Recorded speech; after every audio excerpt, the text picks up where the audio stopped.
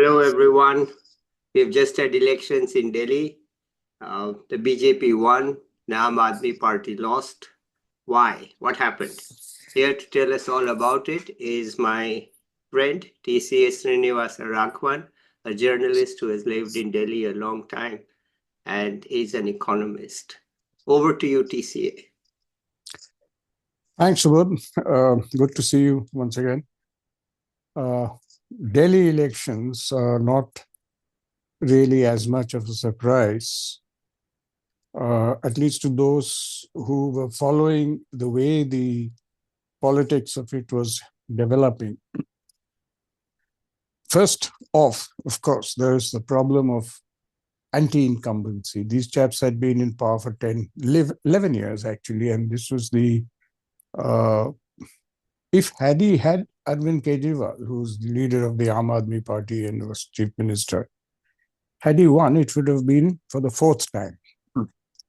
And nobody wins for the fourth time, really. I mean, however well you might have done, there'll be enough chaps who are upset about the things that you haven't done at all, or the things that you have done badly, or they think you have done badly. So anti-incumbency was very strong. So that's the first reason why the Aam Aadmi Party lost. The second reason is, this is my theory, and I've written about it. That article will appear tomorrow morning, I think. I think the Congress and the BJP had a tacit understanding that they would get rid of this chap, in power, because he has been hurting both of them. In Delhi and in Punjab, where the Aam Aadmi Party still has a government, the Aam Aadmi Party has literally scooped out the entire Congress vote. So the Congress has been the biggest loser. The same thing happened in Gujarat a few years ago. The Aam Aadmi Party did very well because it managed to have the Congress vote shifted to itself. Now, with both the BJP and the Congress being hurt by this chap, it seems very logical that they would have had an understanding that let's just join hands and get rid of this guy first. Now, if you look at the vote shares, it's very, very interesting that the Aam Aadmi Party it had about 52 or 53% vote share last time around, and it's down to now about 43.5, 44%. Obviously, that 8 or 9% has gone to the BJP. But what's happened to the Congress share? Clearly, it hasn't gone to the Aam Aadmi Party. It's gone to the BJP. And whether it's deliberate or whether it was just the way the cookie crumbles, that's something we probably will never find out, at least not very soon. So I think the Congress and the BJP had a very, very clear understanding that they had to, get this guy out of the chief minister's office and get the Aam Aadmi Party out of power.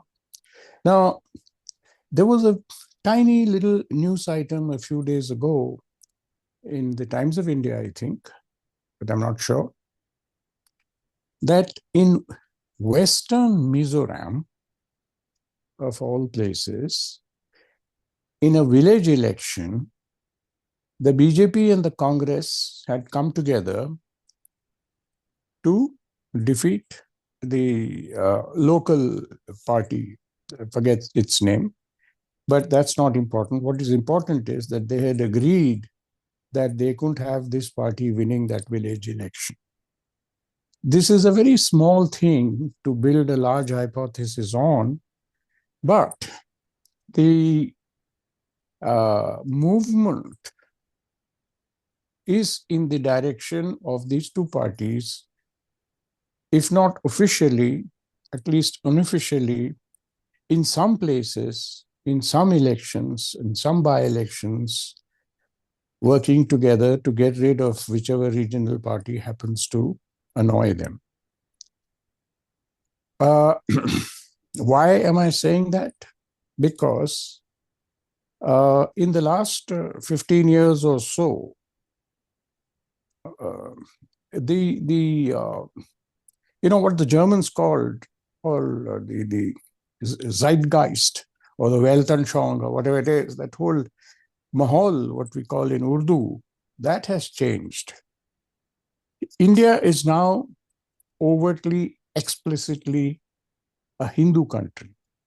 People, the way they think, there's a lot of traction that Hinduism itself gets. Hindu culture, Hindu religion, Hindu this, Hindu that.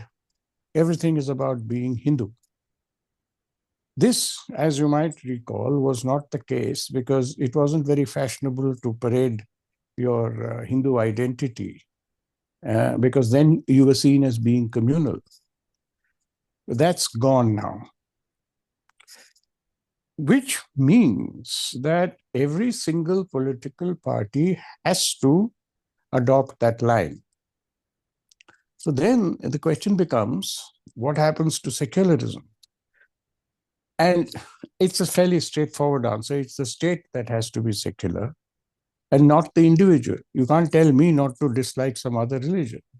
The state certainly has to be neutral between all religions. And I think the Indian government and the Indian state is pretty neutral. That's not a problem. Now, Arvind Kejriwal, coming back to the Delhi election, this guy, he was playing both ends of the game. He would sometimes pretend to be secular in the classical sense, which meant that you went and wooed the Muslim vote. And at other times, he would go to temples and talk about Hanuman Chalisa or whatever it is. He wanted to appear to be all things to all people.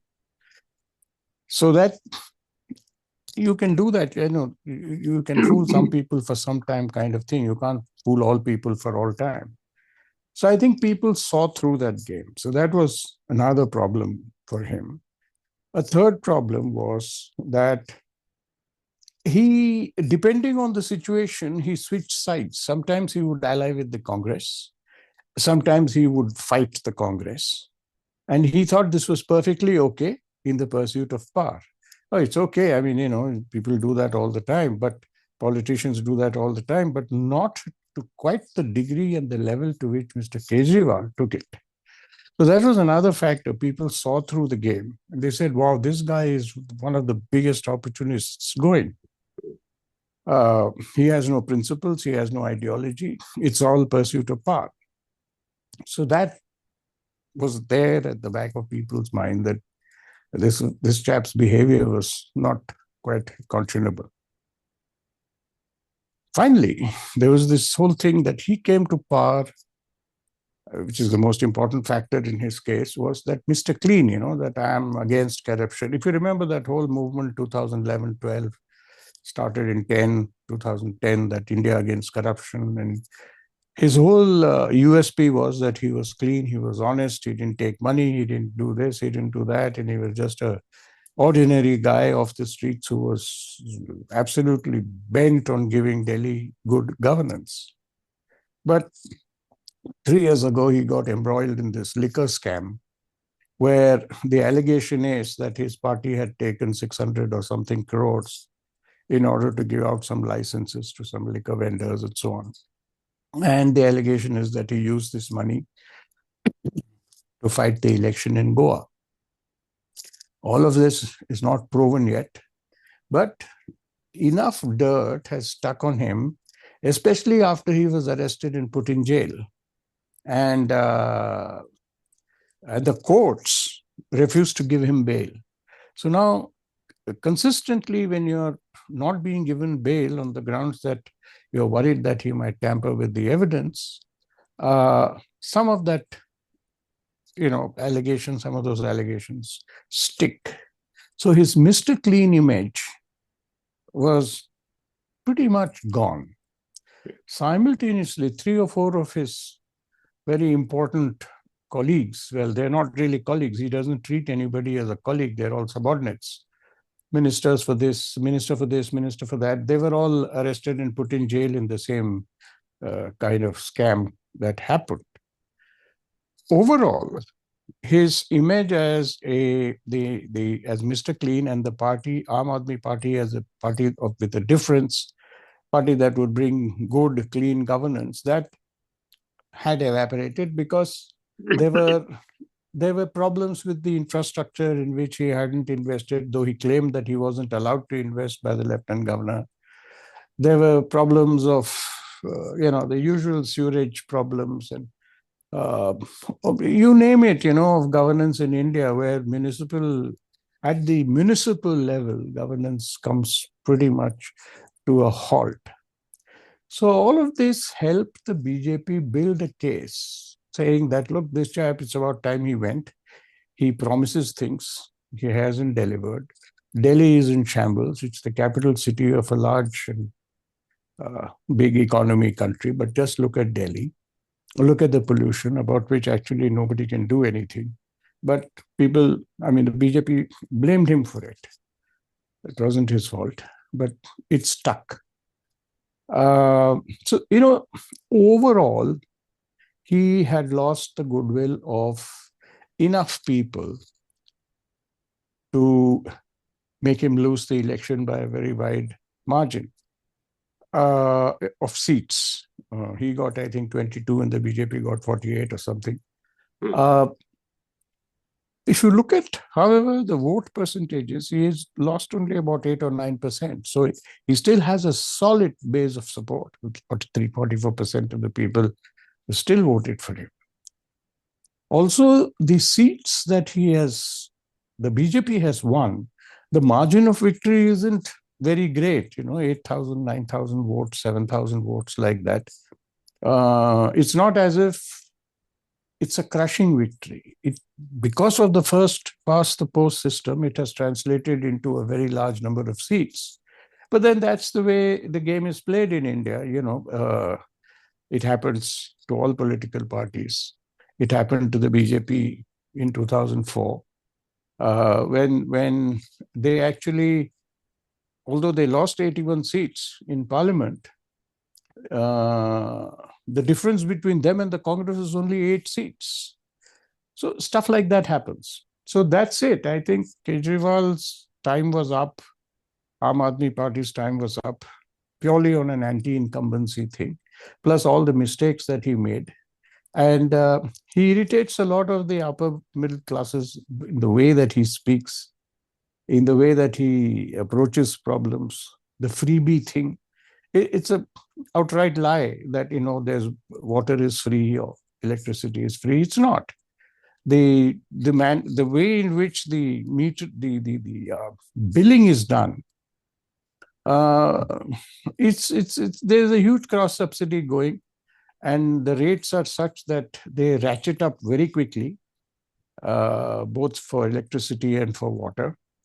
So overall, there was enough reason for enough people to be sufficiently annoyed with him to vote against him. And you can see the results. That's what it was, anti-incumbency. Okay. Yeah, you finally picked on an economic factor, but weren't there other economic factors in the play, or this was mainly a political kind of election? There were no economic factors in play other than the bills, electricity bills, water bills, non-availability. There are lots. What happens is you take a posh area, any posh area in Delhi, South Delhi. Attached to it there's a village or a couple of villages, because that's how it was. I mean, the villages were there before these areas came up as colonies or whatever. So what this guy started doing was that he started diverting both electricity and water to those places, because there are a lot of slums there, etc. So the richer people who were living in the area, not only were they paying more, they were getting less. So, that's about the size of the economic factors that might have had an impact. But essentially, it was he was seen as a charlatan. Okay, but aren't there some lot of subsidies promised by the BJP? It's competitive bidding now. Everybody keeps promising. You get one guy says, "I'll give you 2,000 rupees a month." The other guy says, "I'll give you 2,100 rupees a month." Neither gives anything. Okay. So it's a con game. It won't last very long because people will very quickly see through it. They have, I think, already. So that's not a big problem. Well, it looks like Delhi doesn't have, the people in Delhi don't really have income-related economic problems. They're just worried about bills. And no one's sort of worried about jobs. Those are the big issues normally, jobs and incomes and so on, but not in Delhi. Not in Delhi. It's very prosperous. Okay. I mean, look at the level of migration into Delhi. It just shows that it can still support a lot of people with low-level income, but enough for them to have a pakka roof over their heads. Yeah. And okay, there's overcrowding, there's all the usual stuff you find in slums, but Delhi has this large number of villages all over the place. Yes. Where people, the local fellows have built these pakka houses, and they'll have 8 or 10 rooms in it. Yeah. Small plot, but a large number of rooms in the house, which they let out. Each room, you'll find 10 to 12 people living. Yeah. So, income and all that is not a big problem. Prices are, but then that's also hadn't had much of an impact on this particular election. Okay. It was just Kejriwal's malgovernance. Okay. That had annoyed people, It's very interesting to hear you say that, because normally the economic factors are not dominant, but they're there. And the other thing you haven't mentioned is the caste factor. So again, that doesn't seem to be the big driver according to you. It's Not about in the Delhi. person. It's about the person and the politics. I mean, there are clusters, there are areas which are dominated by A caste or B caste, the Jats and the Gujars and so on. Delhi now has a very large percentage of people from Eastern India, that is Eastern UP and Bihar, or Purvanchal as it's called. Yeah. And they are a very solid bloc. But those things don't seem to have mattered very much this time, because each party puts up a candidate from the same caste. So really, you are on an indifference curve. Yeah. Vote for this chap or vote for that chap, it doesn't matter. So you end up voting for the party. Okay. All right. People wanted a change. Fundamentally, everybody wants a change. 10 years is a long time. So we shouldn't read too much into it, what you're saying. They still have 44% of the base. Plus Punjab. Yeah. And they have, okay, I'm not going to talk politics. I'm going to listen to you. Okay. Is there anything else you want to add on this issue? Well, the interesting thing is what's going to happen to the Aam Aadmi Party now. Yeah. It's lost its credibility as a workable alternative. Yeah. It has lost it in Punjab also, I'm told. If you had an election there tomorrow or next month, they will lose. So it doesn't matter who will come to power, but the Aam Aadmi Party will lose. Look, basically, they are unable to govern. In Punjab, for example, they promised every woman 1,000 rupees a month. This was 3 years ago. Not one paisa has reached one person. Nobody has received any money. Punjab actually is broke, and its debt is enormous. 8-10 lakh crores or something. I don't remember the exact number, but it's very huge. Punjab has slid in the interstate rankings, and these chaps haven't been able to do anything about it. And they simply don't know how to govern. Okay. And there's a lot of tamasha that goes on all the time. And people see through it. You can't come on a platform of change and not deliver that change. Okay, that's a very powerful summary. So let's end it here today, because we are, we have made all your points. Yeah. And I'm thankful that you are there and an acute observer of things the way they are. Okay, let's end it here today, and I'll be Great. back with another young person or next person. Till then, bye.